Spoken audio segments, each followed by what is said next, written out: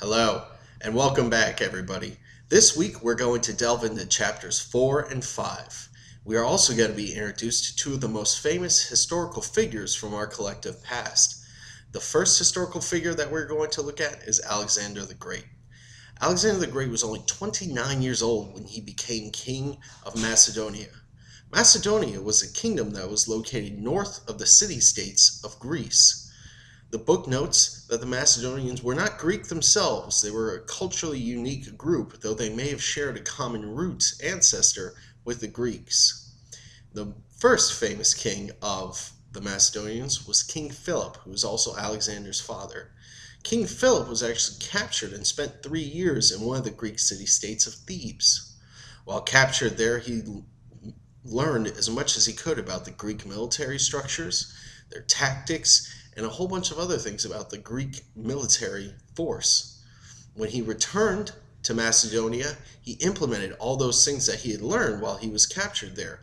He trained his army. He made sure to actually build up a standing army. If you remember from us talking briefly about it in last class, a standing army isn't a collection of people that you gather every so often to help fight for you.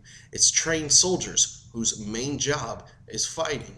King Philip learned this from the Greeks, and he established it in Macedonia, along with learning other techniques such as siege warfare and a whole host of others. Well, what did he do with all of this? Well, he turned it on the Greeks. He went after his captors and invaded Greece itself. Now, a lot of the Greeks were afraid of King Philip, as rightly they should have been, because he was there to conquer. But some of the Greeks actually accepted King Philip's entrance because they saw it as a way to unify the Greek city-states and actually help protect them from the Persians, who were still causing problems for the Greeks.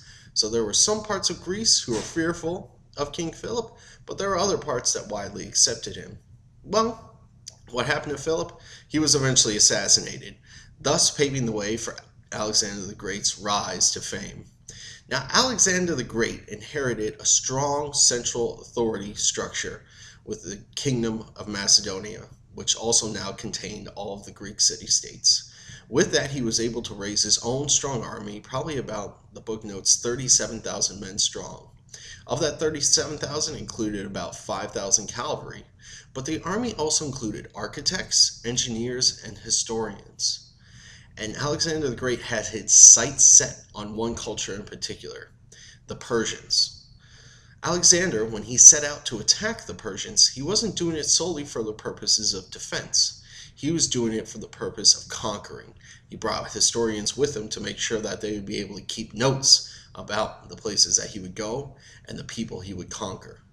He conquered the Persians. He eventually went on to conquer the Egyptians. He made his way into India. He also went even north into Asia, conquering parts of what is now today Afghanistan. Alexander the Great set up a huge kingdom, much more larger than the Persian kingdom, as we saw in the previous chapters. He did so relatively quickly as well, in a span of about 12 to 13 years. So Alexander the Great achieved so much. He was such a fantastic battle leader. But what made him such a military success? The book points to a couple things, and I agree with them. The first is he had a massive potential of tactical skill. Tactical skill means when he would array his men on the battlefield, he'd be able to look at the battlefield and make sure he would set up his men in the exact way that would ensure his success. He measured the topography of the land, whether he should fight uphill or downhill, or whether he should invite the enemy into a valley. He knew the land when he would come to it, and he knew how best to utilize the troops he had on hand.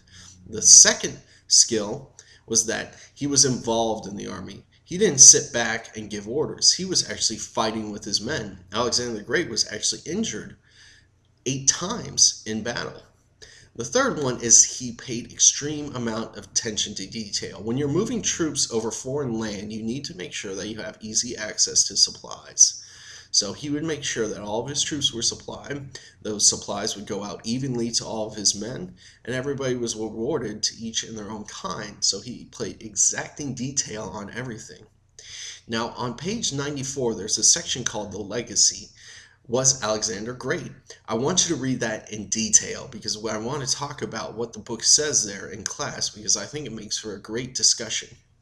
Next, I posted a video that talks about Hellenistic society that Alexander helped spread, and you'll see some of the elements that the Macedonians assumed from the Greeks themselves and helped spread it throughout all parts of the world, which is extremely fascinating.